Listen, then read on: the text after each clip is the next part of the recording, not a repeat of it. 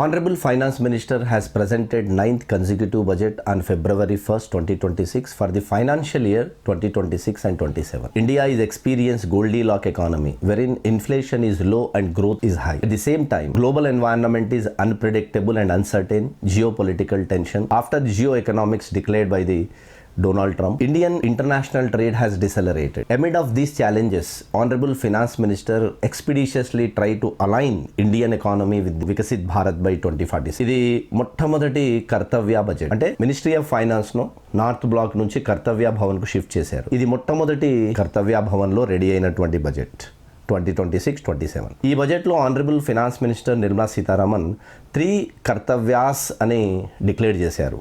1 కర్తవ్య accelerate and sustainable growth, GDP growth రేట్ను పెంచడం, మినిమం 10% ఉండాలి. 7.2 దే హ్యావ్ ప్రొజెక్టెడ్, బట్ ఇక్కడ మనకు మినిమం 10% ఉండాలి. Second, aspiration of the people for inclusive growth. Third, alignment of the Indian economy with Sabka Saath Sabka Vikas to Viksit Bharat by 2047. ఈ బడ్జెట్లో honourable finance minister total expenditure పోర్షన్ను has increased 53.47 lakh crores. 50.65 lakh crores last year ఉండేది budget 25-26లో. 26-27లో almost ఒక 3 lakh crores, around 3 lakh crores expenditure highest చేస్తున్నారు. That is a positive indication because the pump priming of the government.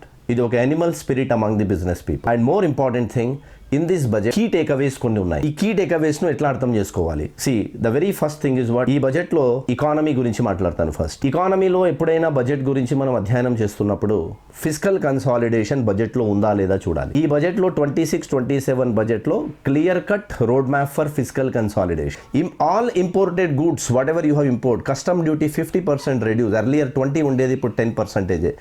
Imported goods cheap అయిపోతాయి.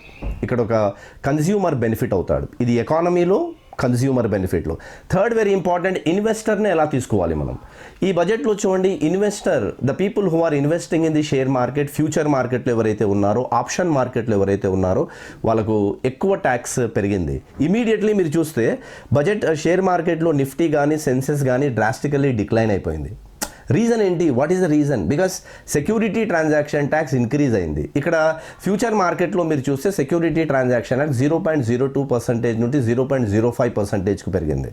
At the same time future option మార్కెట్లో 0.1% ఉండేది, ఇప్పుడు 0.125%కు పెరిగింది. ఆటోమేటికల్లీ షేర్ మార్కెట్లో investor were dampen and quick withdrawing of funds.